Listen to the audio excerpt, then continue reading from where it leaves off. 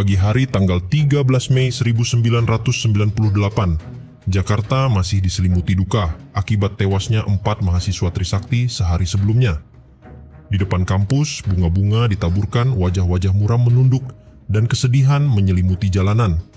Namun di balik kesunyian itu, amarah menunggu untuk meledak. Di gang-gang kecil, pasar, terminal, hingga ruang-ruang perbincangan rakyat, orang-orang membicarakan mahasiswa yang ditembak.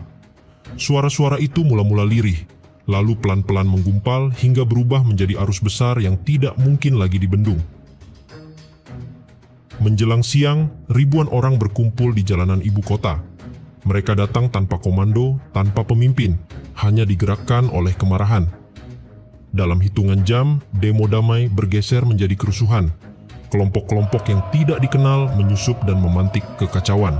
Gudang-gudang dibakar, pusat perbelanjaan dijarah, dan toko-toko dirusak. Pemuda-pemuda berteriak sambil melempar kursi, meja, atau barang apapun ke kobaran api yang berada di jalan. Ruko-ruko dijarah, lalu dibakar hingga api menjalar cepat dari satu bangunan ke bangunan lain. Jakarta seketika berubah menjadi lautan api dengan asap hitam yang menyesakan.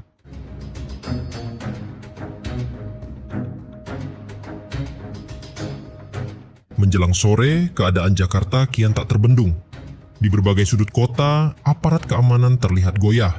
Sebagian mundur, sebagian lain seakan lenyap ditelan kekacauan.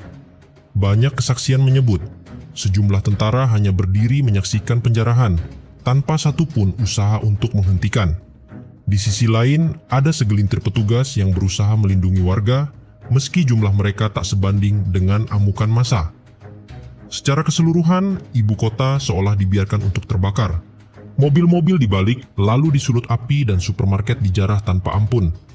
Karung-karung beras, televisi, elektronik, hingga pakaian diangkut massa yang brutal. Di sudut-sudut kota terdengar tangisan pemilik toko, memohon agar usahanya tidak dijarah dan dirusak. Bahkan, ada beberapa warga keturunan Tionghoa yang sudah putus asa oleh keadaan, menempel tulisan milik pribumi atau pro-reformasi di etalasenya, demi menyelamatkan toko yang mereka miliki. Namun amarah massa yang brutal tidak bisa dibendung.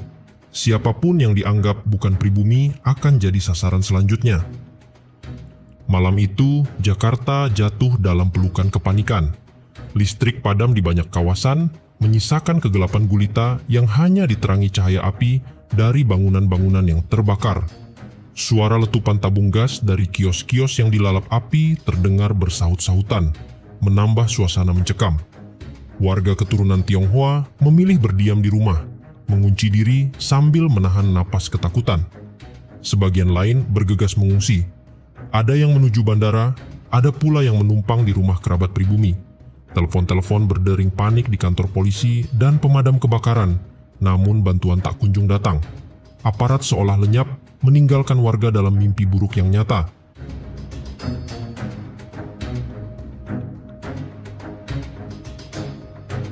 Keesokan harinya, Kamis 14 Mei 1998, Jakarta benar-benar terjerembab ke dalam puncak kebrutalan. Sejak pagi, ribuan orang kembali memenuhi jalanan. Mereka kebanyakan kaum muda dan warga miskin urban, yang marah sekaligus melihat kesempatan untuk menjarah. Mereka menyerbu pusat-pusat perbelanjaan, pertokoan, hingga pasar-pasar. Kota menjadi lautan massa yang tak terkendali.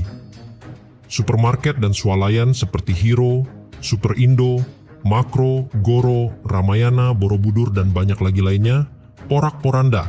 Barang-barang diangkut, gedung-gedung dihancurkan, lalu dibakar hingga tinggal puing dan arang. Bahkan gedung perkantoran dan bank pun tidak luput dari amukan massa. Namun yang paling mengerikan terjadi di Plaza Yogyaklender, Jakarta Timur.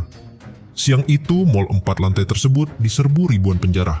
Entah bagaimana api menyala, merambat begitu cepat, melahap bangunan sementara masih banyak orang terjebak di dalamnya. Panik menjalar ke setiap sudut. Orang-orang berlarian mencari jalan keluar, namun pintu-pintu terkunci dan tangga penuh sesak oleh mereka yang mencari jalan selamat. Dari jendela lantai atas, terdengar jerit histeris. Ada yang nekat melompat demi menyelamatkan diri. Ada pula yang terjebak tanpa jalan keluar terbakar hidup-hidup. Bau daging hangus bercampur asap hitam menutup langit sore itu, meninggalkan trauma yang tak mudah dihapus. Api di Plaza Jogja baru padam keesokan harinya. Yang tersisa hanyalah kerangka bangunan hitam pekat dan pemandangan memilukan. Ratusan jasad hangus yang tidak lagi bisa dikenali. Di halaman, mayat-mayat itu berjejer ditutup kain seadanya, menebarkan bau kematian yang menusuk hidung. Dalam tragedi ini, diperkirakan 288 hingga 488 orang meninggal, yang sebagian besar adalah perempuan dan anak-anak.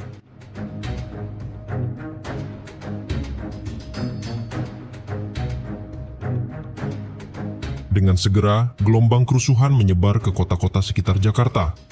Tangerang, Depok, Bekasi, hingga Bogor ikut bergolak. Kawasan niaga milik warga Tionghoa diserang, pasar dibakar, dan rumah-rumah dirusak. Di Bekasi dan Depok, massa merangsek ke pusat perbelanjaan dan swalayan, menjarah barang kebutuhan pokok, elektronik, hingga pakaian. Bogor pun tak luput, dengan pembakaran sejumlah bangunan di pusat kota sebagai luapan amarah terhadap ketidakadilan ekonomi yang dirasakan rakyat kecil. Dari Jawa hingga Sumatera, amuk massa menjalar yang didorong oleh rasa muak terhadap krisis yang kian hari kian menghimpit. Sementara kemarahan diarahkan pada kelompok yang dianggap kuat secara ekonomi. Solo terbakar pada tanggal 14 hingga 15 Mei ketika kerumunan menyerang Pasar Gede dan deretan usaha milik warga Tionghoa. Api melalap kedai emas, kios, serta bangunan tua di jantung kota, meninggalkan bara dan abu yang menyelimuti langit malam. Surabaya pada tanggal yang sama juga bergolak. Massa merusak pusat-pusat niaga dan kendaraan di jalan, meski aparat bergerak cepat sehingga kerusuhan tidak melebar terlalu lama. Gelombang itu terus berlanjut ke Palembang, Lampung, hingga Medan. Di Medan, bahkan kerusuhan sudah pecah lebih dulu sejak tanggal 4 hingga 8 Mei, berujung pada belasan korban jiwa, kebanyakan warga sipil yang ikut menjarah lalu terjebak dalam kebakaran atau terinjak dalam kepanikan. Ratusan bangunan rusak, mulai dari rumah, kios, hingga fasilitas umum, menyisakan jejak kehancuran yang sulit dilupakan.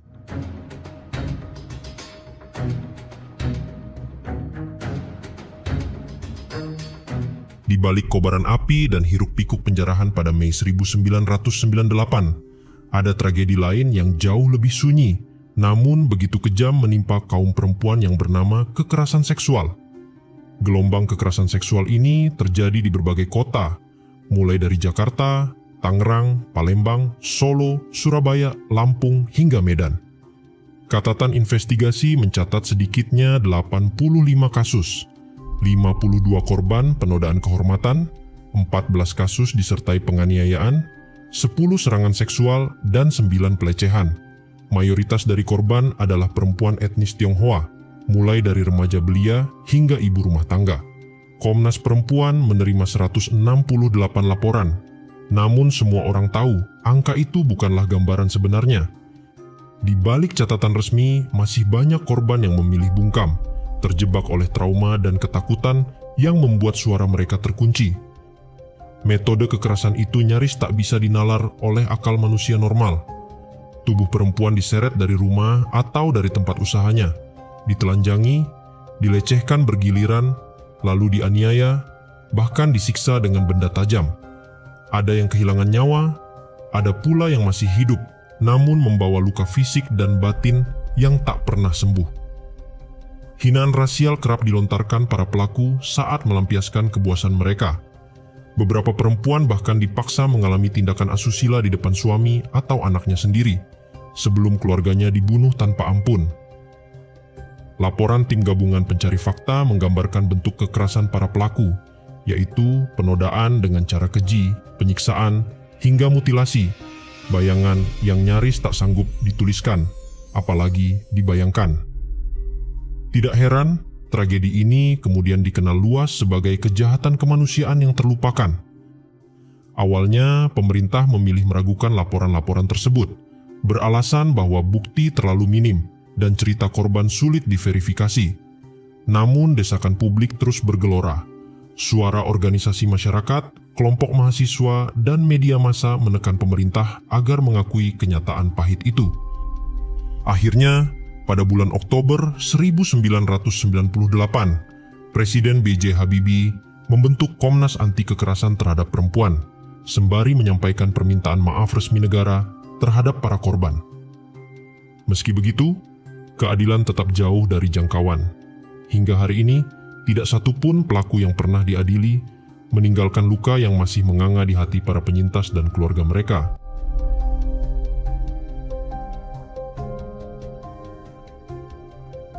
Hari Jumat tanggal 15 Mei, Jakarta mulai bernafas lebih tenang.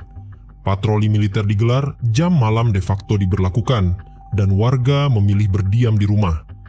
Jalanan lengang, pusat usaha menutup pintu, suasana mencekam. Di tengah keheningan itu, Soeharto pulang dari kunjungan ke Mesir dan langsung menggelar rapat bersama petinggi militer. Ia menegaskan tidak akan mundur, meski laporan korban jiwa dan kisah-kisah tragis mulai bermunculan, memperlihatkan betapa dalamnya luka bangsa. Namun, keadaan genting masih berkecamuk. Hari-hari berikutnya justru menjadi penentu arah sejarah. Tanggal 18 Mei, ribuan mahasiswa berhasil menembus barikade dan menduduki gedung MPR atau DPR. Tidak ada peluru yang ditembakkan, aparat memilih menahan diri. Spanduk besar bertuliskan "Soeharto mundur" berkibar di atap parlemen, menjadi simbol yang segera menyebar ke seluruh layar televisi dan menguatkan keyakinan bahwa rezim Orde Baru berada di ujung tanduk. Pada hari yang sama, Ketua MPR Harmoko, yang selama ini dikenal paling setia pada Soeharto, mendadak berbalik arah dengan menyerukan agar Presiden mengundurkan diri demi persatuan bangsa. Ucapan itu bagai palu terakhir yang menghantam posisi Soeharto. Keesokan harinya, tanggal 19 Mei, Soeharto berusaha mencari jalan keluar dengan mengundang tokoh-tokoh Islam, yang diantaranya adalah Gus Dur, Nurholis Majid, dan Kiai Ali Yafi. Namun, suara yang datang dari mereka justru senada dengan rakyat. Di sisi lain, dari dalam kabinet tekanan semakin kuat. 14 menteri menyatakan siap mundur bersama-sama bila Soeharto tetap bertahan. Pemerintahan praktis lumpuh. Di luar gedung, Amin Rais sempat mengumumkan rencana menggelar demonstrasi besar di Monas pada tanggal 20 Mei, namun ia batalkan karena khawatir akan terjadi pertumpahan darah yang lebih besar. Sementara itu, di balik layar, negosiasi politik berlangsung intens, menentukan detik-detik terakhir kekuasaan yang sudah berusia lebih dari 3 dasawarsa. Akhirnya, pada Kamis, 21 Mei 1998, tepat pukul 9 pagi waktu Indonesia Barat, layar televisi nasional menayangkan siaran langsung dari Istana Merdeka. Soeharto tampil dengan wajah letih, lalu dengan suara bergetar namun tegas, ia membacakan pernyataan singkat yang berisi bahwa dirinya mengundurkan diri dari jabatan Presiden Republik Indonesia. Sesaat kemudian, Wakil Presiden Bahrudin Jusuf Habibie dilantik sebagai penggantinya. Dalam hitungan menit, arah sejarah bangsa berubah. Kabar itu secepat kilat menyebar. Di gedung DPR, mahasiswa yang sejak berhari-hari bertahan langsung bersorak, saling berpelukan dan menyanyikan lagu-lagu perjuangan. Air mata mengalir, meluapkan rasa lega sekaligus penghormatan kepada kawan-kawan yang telah gugur. Di jalan-jalan ibu kota, masyarakat berhamburan keluar rumah, memukul kentongan, berkonvoi kendaraan, dan meneriakkan satu kata yang menggema di mana-mana, reformasi. Indonesia menyaksikan sendiri kejatuhan seorang pemimpin yang selama lebih dari 3 dekade dianggap tak tergoyahkan. Namun di balik sorak kegembiraan itu, refleksi pahit tak bisa dihindari. Kejatuhan Soeharto bukan sekadar akhir sebuah rezim, melainkan tanda betapa mahalnya harga yang harus dibayar. Darah mahasiswa yang tumpah, rumah dan toko yang hangus, perempuan-perempuan yang menjadi korban kekerasan hingga trauma yang tak hilang sampai kini. Semua menjadi pengingat bahwa reformasi lahir bukan dari pesta, melainkan dari luka.